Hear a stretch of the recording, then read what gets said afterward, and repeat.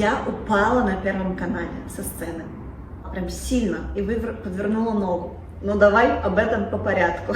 Это был «Голос» второй сезон. Я спела «Как прекрасен этот мир», но в своей манере. Как прекрасен этот мир, посмотри. Вот такой. Как прекрасен этот мир.